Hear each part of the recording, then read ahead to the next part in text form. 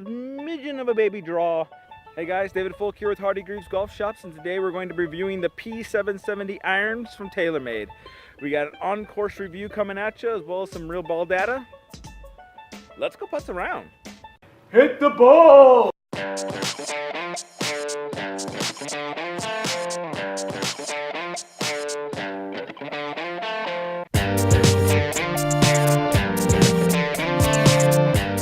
Boom! Let's get into a little geek speak here about the P770 that has a titanium back on the longer irons, 3 through 7 I believe, and that's going to bring the center of gravity just a little lower to help the ball launch up a little ways. 8 through gap wedge is going to have a stainless steel cavity back here, which is going to promote a little bit higher center of gravity, so a little bit more piercing trajectory with a little bit more spin. It has a minimal offset, squattier toe, thin sole, thinner top line. This is going to be a player's iron, but not quite the same as the P750. Let's get this on the course and check it out. All right, guys, we're out here at Falcon Crest Freedom Course, hole number 1, and we're going to be hitting the TaylorMade P770.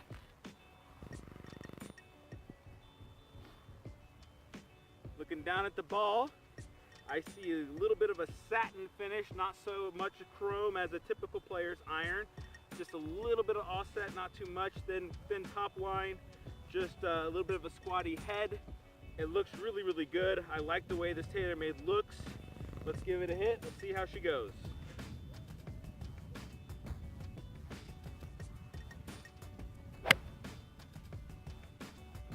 Put it out to the left, drawing around. Caught it fairly well. Just a little short. Looks like I caught it just a little high on the head, just a couple of grooves high on that one. Let's go up, see where she ended up. All right, we're at the TaylorMade ball. As you can see, I am short by about 20 yards plus another 15 yards to the center of the green. Catching it high on the head really punished me. I wasn't expecting it to be that far short, but it is a player's iron. It doesn't have the same forgiveness as some of those game improvement irons, so you do have to apparently strike the TaylorMade fairly solid in order for it to do what you want it to do. Let's go try it on hole number 2, see how she flies. We're out here at hole number 2, gonna give the TaylorMade another hit.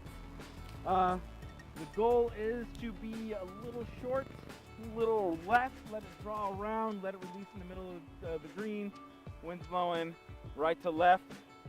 I'm gonna try and draw this sucker again. Let's see how she goes. It looks really good down by the ball. I think you guys are gonna definitely appreciate the way that looks if you're looking for a player's iron. Oh, I pulled it, but it isn't drawn too much. You gotta go though.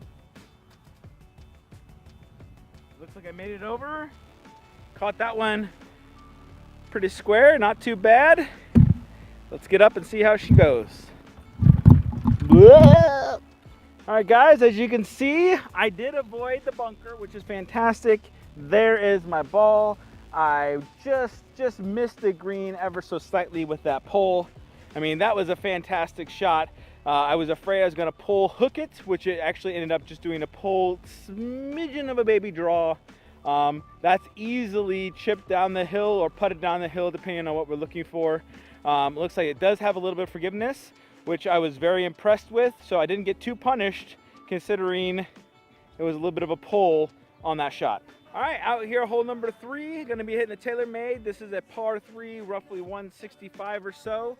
We're gonna hit about a 3/4 swing. Let's see how I can keep the flight trajectory down a little bit, see what happens when she gets on the green.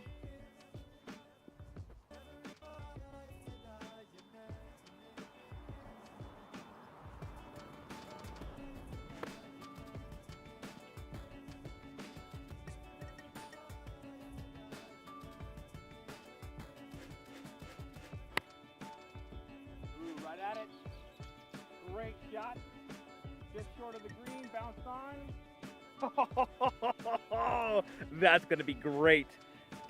Let's go up and take a look. All right, we're out here at the TaylorMade par 3. You can see a whopping 10 feet just past the pin.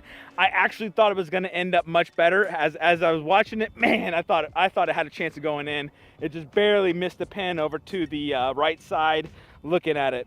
But you can't complain with a 3/4 swing from that far out. It felt fantastic. The trajectory was low. Definitely something that you can work the ball. And flight-wise, awesome, awesome, awesome. Great job, TaylorMade. All right, last test for the TaylorMade P770. We're gonna hit it out of the rough, see what happens, see if I'm gonna get punished, see if I'm gonna catch a flyer. Just giving it a whirl in every situation we can kind of think of here to get a real world perspective of how good these irons are. About 190 out, wind blowing a little bit that way. Here we go.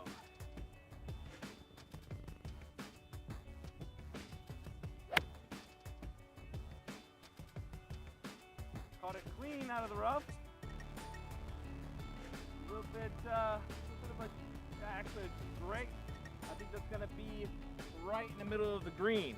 Let's go up there and take a look. All right, out here in the TaylorMade, you can see where my pitch mark landed right there, and then you can see where my ball rolled out to. That's not terrible considering I was in the rough. Good strikes. Seem to have a great result on this club. So definitely would say good option for those looking for a player's iron. Let's take a look at some real ball data to compare that to the real world we're playing in. I'm looking at the dry ball data for the TaylorMade P770, which reminds me of Bond. The numbers actually are better than what I typically get. The ball speed is a little higher at 121. The club head speed's a little faster at 96 miles an hour. The launch angle is fairly close to what I'm looking at 21.3 degrees. And the backspin is at 7,200. So lower launching, more backspin is fairly consistent, as you guys can see there.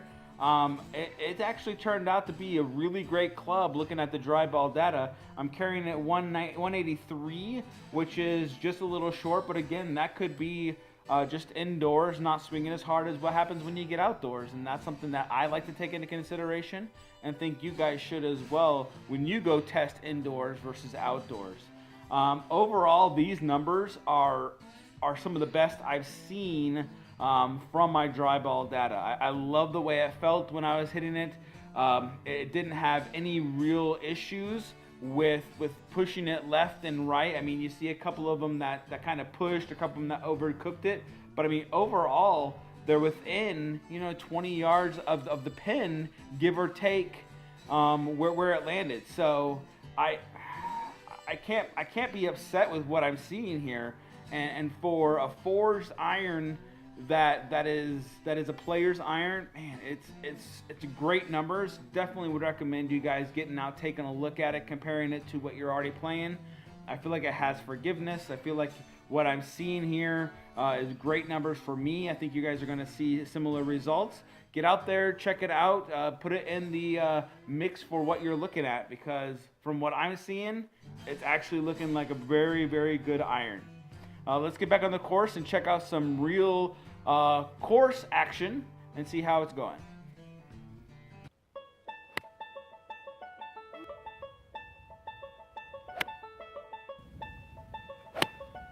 Overall, the TaylorMade met my expectations. I wouldn't say necessarily exceeded them. I felt like it was going to give me that forged feeling, which it has. Just a smidgen of forgiveness, which it does have, but it still punishes a little bit if you don't hit it just right. But it has that player's look. I expect that from a player's iron. Thin sole, thin top line, just a minimal portion of offset. That's what I expect. I don't expect maximum forgiveness from a player's iron. So it's definitely something that if you guys are looking at picking it up, this is definitely one I would recommend you guys look at. It feels great. It's just a good solid iron. I'd love to hear what you guys think. Have you tried it out? Do you own a set? How do they feel to you? How do they compare to other irons out there that are in this same range? We look forward to hearing your comments below. And while you're down there, go ahead and hit that subscribe button. Give us a thumbs up. YouTube likes that.